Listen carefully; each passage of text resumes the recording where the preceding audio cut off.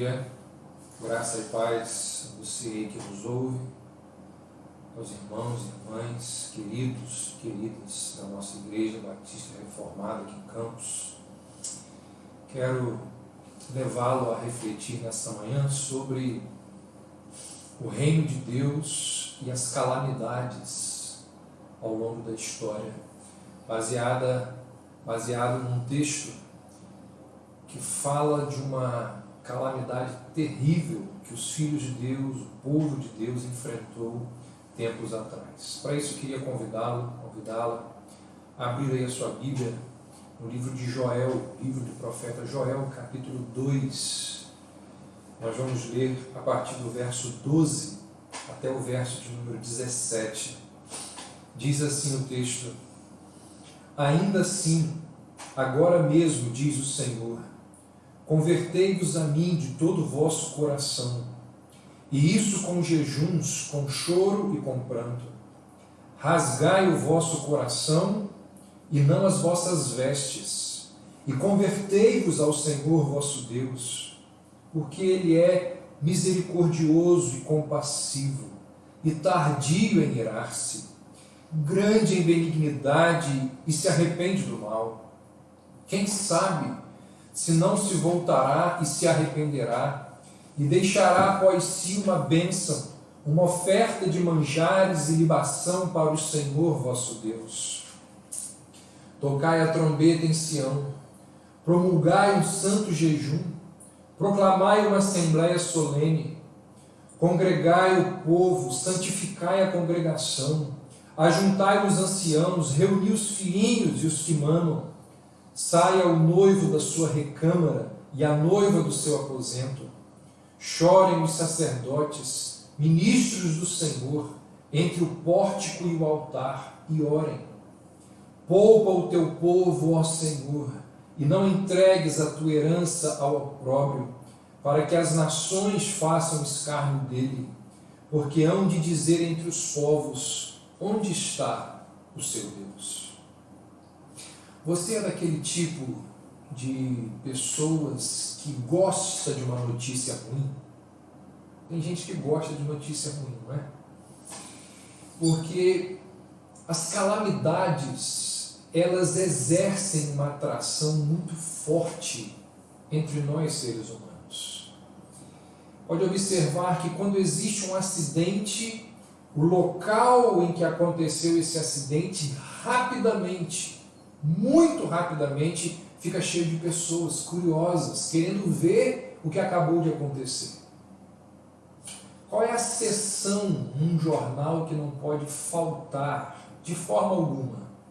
É a parte policial, que fala dos assaltos, das mortes, dos assassinatos, dos acidentes.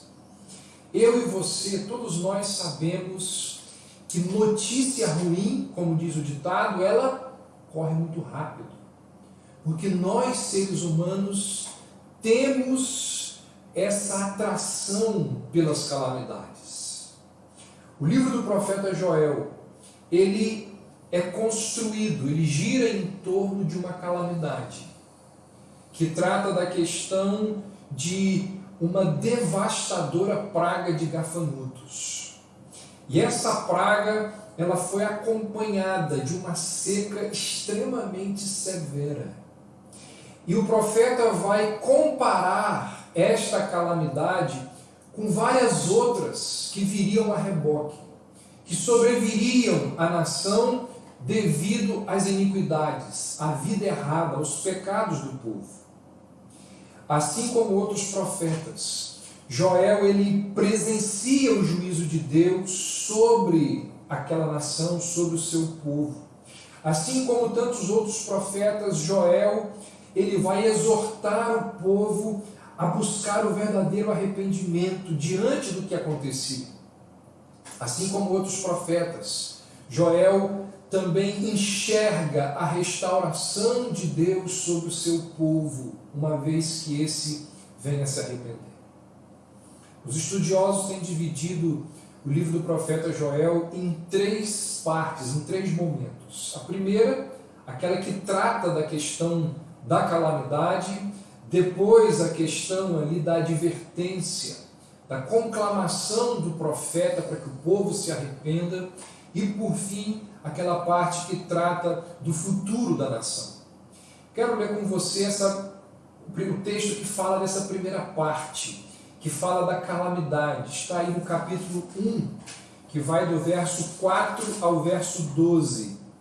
Diz assim: o que deixou o gafanhoto cortador, comeu o gafanhoto migrador.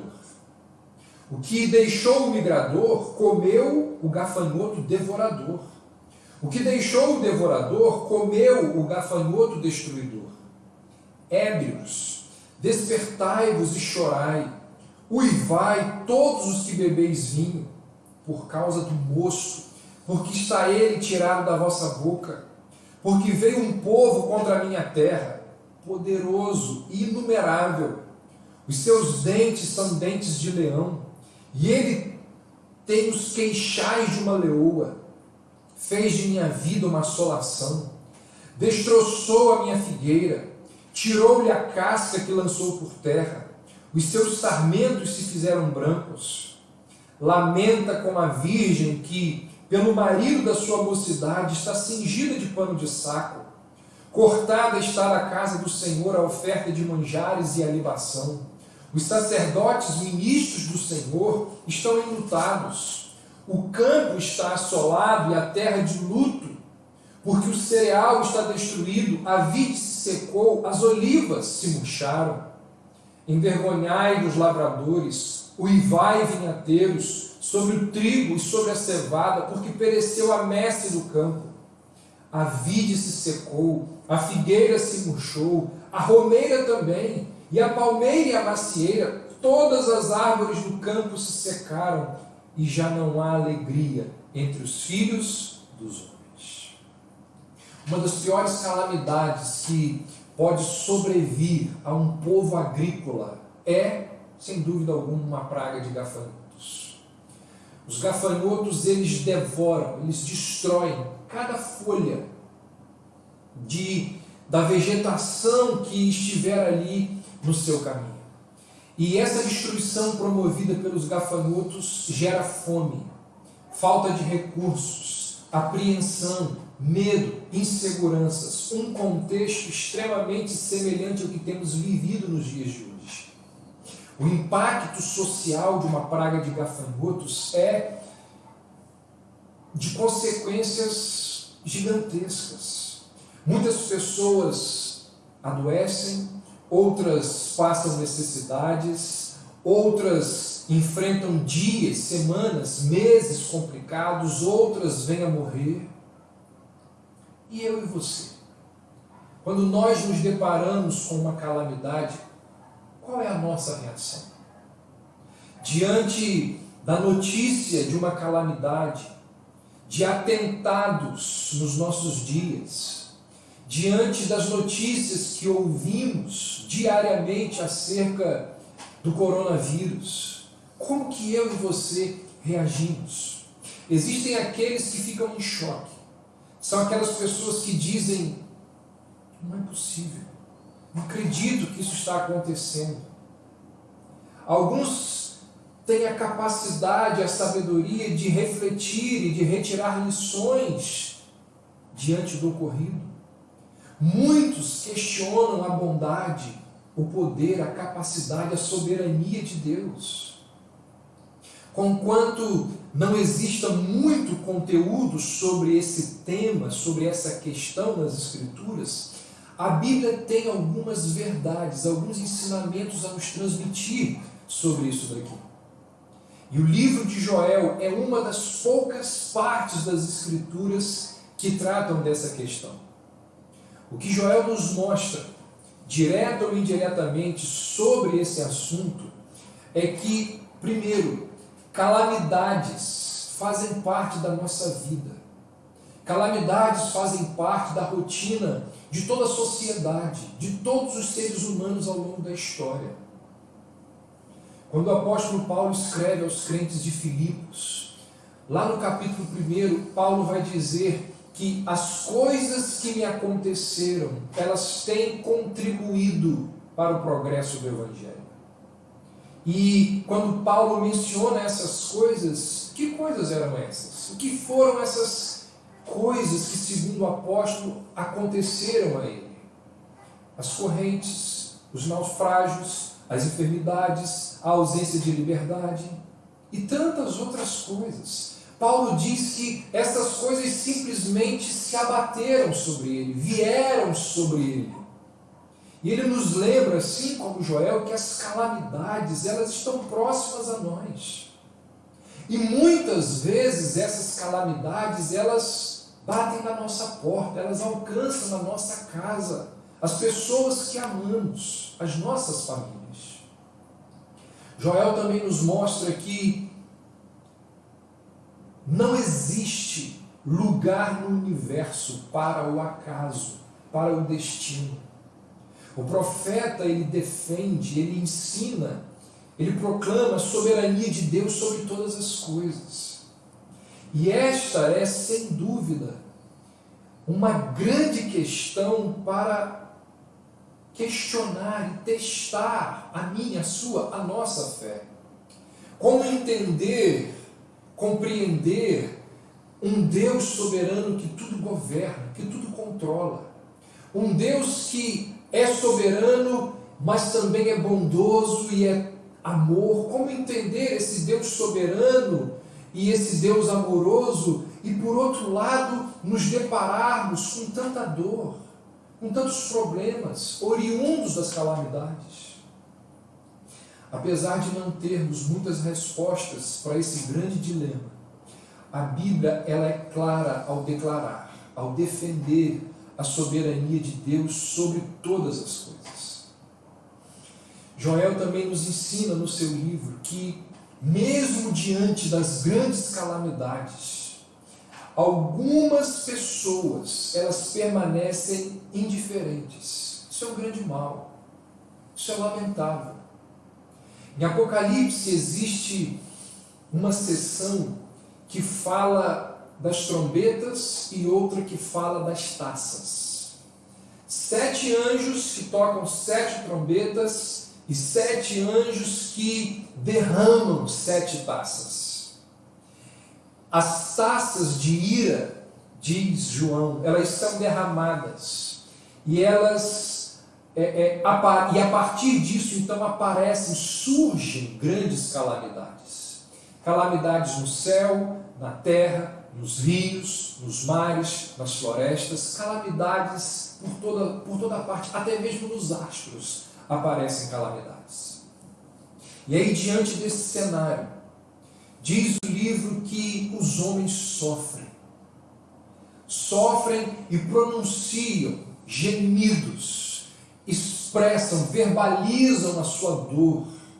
No entanto, apesar de todo esse cenário de sofrimento, eles não se arrependem, eles não se voltam para o Senhor, eles não dão glórias ao Criador. Aqui em Joel nós temos uma calamidade de proporções imensas, que atinge todo o povo de Deus, que atinge toda a sociedade.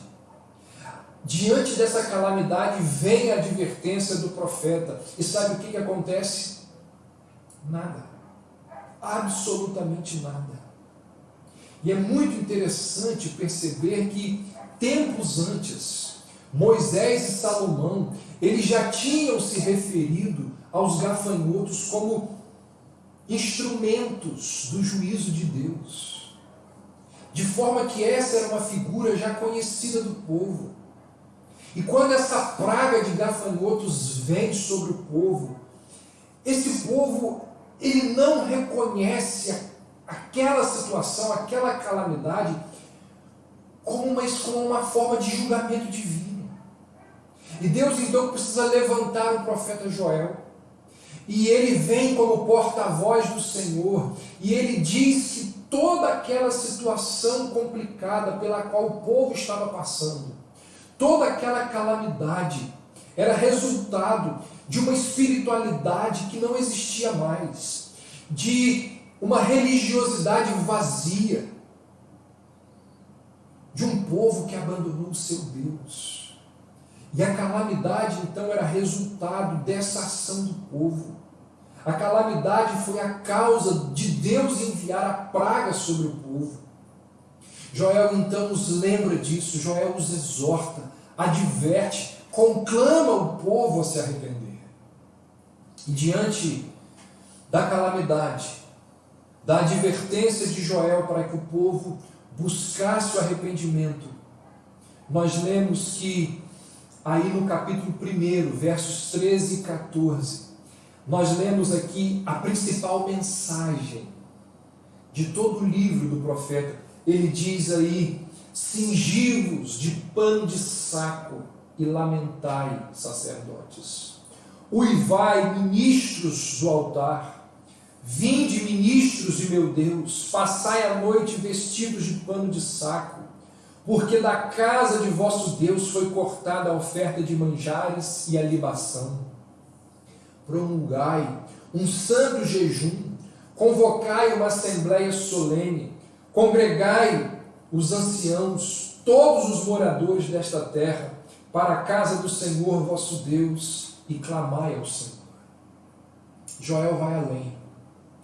Joel vai dizer que se o povo não se arrepender, uma nação inimiga será levantada, um adversário virá subjugar Israel.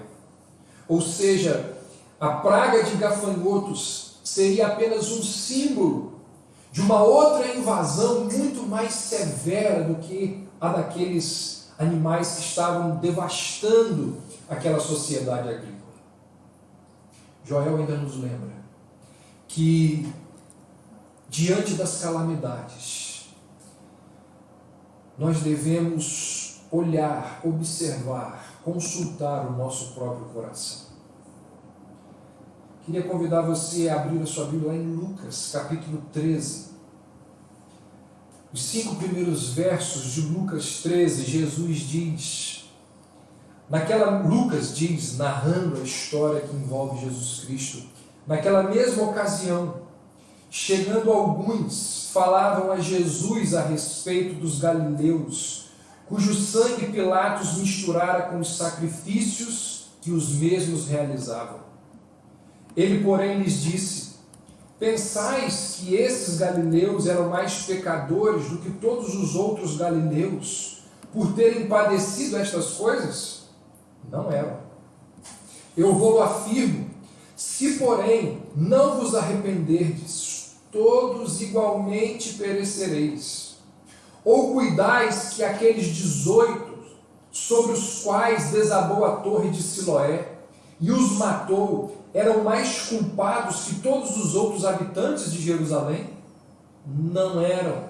Eu vou afirmo, mas se não vos arrependerdes, todos igualmente perecereis.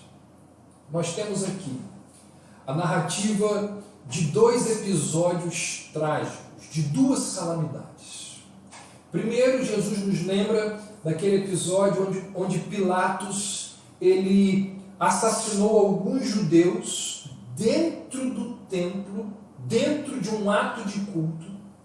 E se já não bastasse isso que Pilatos fez, diz o texto que Pilatos ele misturou o sangue dessas pessoas que matou com o sangue do sacrifício. E esse episódio chocou absurdamente as pessoas da época de Jesus, naturalmente. A segunda calamidade, a outra história, fala do desabamento de uma torre em Siloé que mata 18 galileus. 2 histórias trágicas, 2 calamidades, 2 momentos de intensa dor para muitas pessoas. E o que é que Jesus tem a nos dizer sobre essas 2 histórias? Jesus aproveita esse momento, Jesus aproveita a ocasião para convocar os homens ao arrependimento. Jesus diz aí no verso 3, se porém não vos arrependerdes, todos igualmente perecereis. Depois ele vai dizer no verso 5, se não vos arrependerdes, todos igualmente perecereis. Olha que coisa interessante. Jesus não diz quem são os culpados. Jesus não diz por que aquelas calamidades aconteceram. Jesus não entra nessas questões polêmicas da origem, da causa dos sofrimentos, do porquê das tragédias. Jesus ele desvia completamente o foco dessas questões. A mensagem do nosso Senhor aqui, diante dessas duas tragédias, é para direcionarmos, acertarmos o nosso foco. Muitas vezes, diante de tragédias, diante de calamidades, o meu, o seu, o nosso foco é o pecado do próximo, é a iniquidade dos outros. Nós olhamos para algo que aconteceu e dizemos: que homem terrível, que monstro aquele que assassinou aquelas crianças lá em Realengo. Como pode Hitler ter feito tantas atrocidades, cometido tanta barbárie? Como que um terrorista é capaz de destruir a vida de pessoas inocentes? Normalmente, diante das calamidades, o nosso foco é o outro.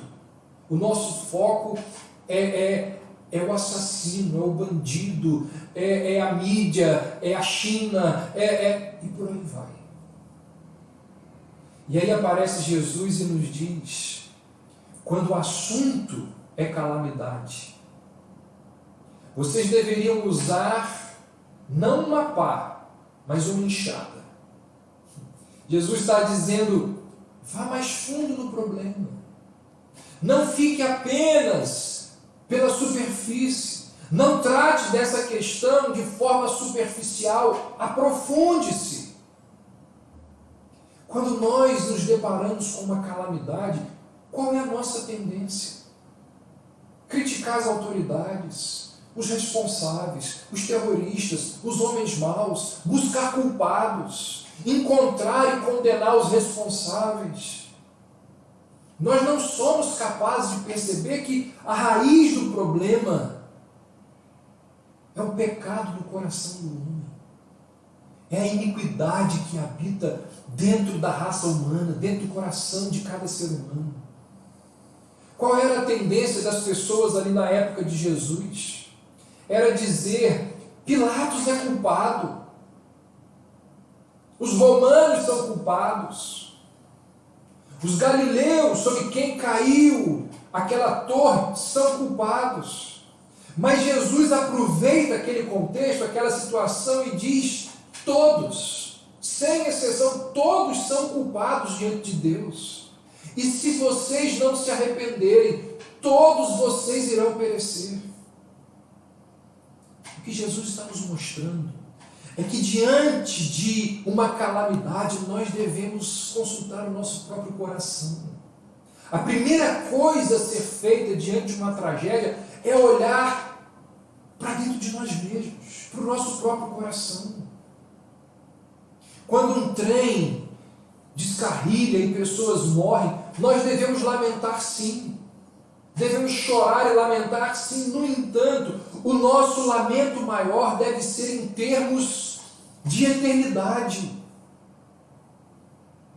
As calamidades, usando lá a figura de Apocalipse, elas deveriam ser como trombetas tocando, como grandes alertas para nos advertir acerca da nossa realidade espiritual. Elas deveriam nos levar a buscar ao Senhor em arrependimento, afinal de contas, nós também somos pecadores. Pensais, disse Jesus, que esses galileus eram mais pecadores que todos os outros galileus por terem padecido essas coisas? Pensais que aqueles 18 sobre os quais desabou a torre de Siloé e os matou, eram mais culpados que todos os outros habitantes de Jerusalém?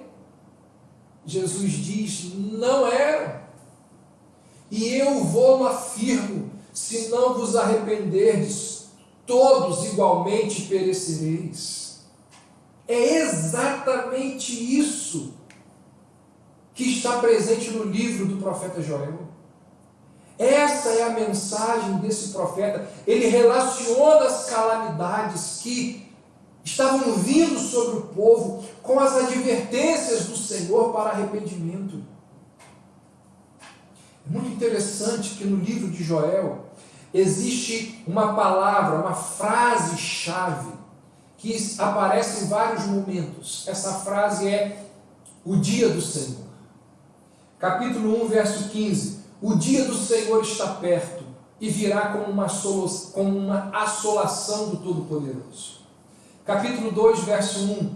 Tocai a trombeta em Sião e clamai em alta voz no meu santo monte. Tremam todos os moradores da terra, porque o dia do Senhor vem, já está perto. Verso 11 do capítulo 2. E o Senhor levantará sua voz diante do seu exército, porque muitíssimo grande é o seu arraial, porque poderoso é, executando a sua palavra, porque o dia do Senhor é grande e muito terrível, e quem o poderá suportar? Essa é uma expressão que indica o dia em que Deus visita, em que Deus julga, em que Deus se manifesta com grande poder. Nesse contexto de calamidade, seguido de advertência, o profeta Joel, assim como Jesus, ele exorta o povo. E aí exorta a mim e a você a buscarmos a Deus em arrependimento. As calamidades, elas deveriam ser para cada um de nós como trombetas tocando, usando ali a figura de C.S. Lewis. Deveria ser o megafone de Deus para acordar o mundo surdo. Deveriam servir como uma advertência acerca da realidade espiritual na qual nós nos encontramos. Então saiba disso. Deus está querendo dar um recado ao mundo através dessa calamidade, através do Covid, certamente. E não apenas um, dezenas de recados. Mas não apenas ao mundo, a mim e a você de forma individual. Todos nós devemos rever, repensar, ponderar as nossas vidas. Todos nós devemos refletir diante de tudo que vem acontecendo. A nossa forma de se relacionar com o Senhor. A nossa forma de se relacionar com o próximo.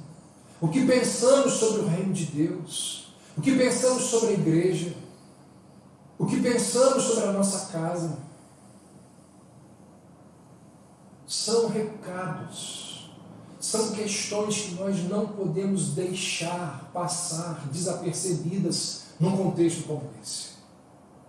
E por fim, somos lembrados pelo livro do profeta Joel, que em meio às calamidades, o reino de Deus é o único reino eterno que irá durar para sempre. Na época em que ruiu o Império Romano, na época da queda do Império Romano, que aconteceu ali no IV século, Roma já era uma cidade cristã, cristianizada. E muitos cristãos que viviam ali no Império, olhavam para o Império Romano como algo central nos planos e propósitos de Deus. De forma que quando os bárbaros invadiram a cidade eterna, os cristãos encararam a queda de Roma como um evento devastador para o cristianismo. E eles passaram por momentos terríveis, muita morte, falência, tempos de incerteza. E foi diante desse contexto, diante dessa realidade, que Agostinho escreveu um livro chamado A Cidade de Deus. E na sua obra, Agostinho vai dizer que a cidade de Deus, ela não é afetada pelo império do declínio romano, pelo declínio do Império Romano, ou pelo declínio de qualquer outro império. Agostinho vai dizer na sua obra que a cidade de Deus nunca foi desse mundo. Ele vai dizer que Roma nunca foi a cidade capaz de satisfazer as angústias do coração humano. Ele vai dizer que somente a cidade de Deus possui perfeição, possui uma ordem perfeita. Naqueles dias em que Roma estava sendo invadida, Agostinho pregou um sermão e disse aos seus ouvintes que nenhum reino terrestre durará para sempre. Nenhum império ficará aqui para sempre. Apenas Deus, somente Deus e o seu reino são eternos e inabaláveis. Diante das calamidades deste mundo, eu, você, nós deveríamos nos lembrar que a única coisa fixa, a única coisa permanente nesse universo é o reino de Deus. O único ponto inalterável em todo o universo é o trono de Deus. Agostinho, assim como o autor aos Hebreus, esperava por aquela cidade que tem fundamentos, da qual Deus é o arquiteto e edificador. Portanto, o que Joel, Jesus, os autores bíblicos e Agostinho nos lembram é que diante das calamidades desta vida, nós devemos estar cientes de que o reino de Deus é o único que permanecerá para sempre. E felizes são aqueles que fazem parte desse reino.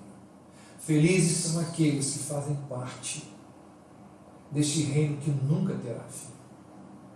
No entanto, para fazer parte deste reino, como nos lembra Cristo, Joel, Agostinho e tantos outros autores bíblicos, para fazer parte deste reino é necessário arrepender-se dos seus pecados. E as calamidades, elas nos servem de advertência acerca dos nossos pecados.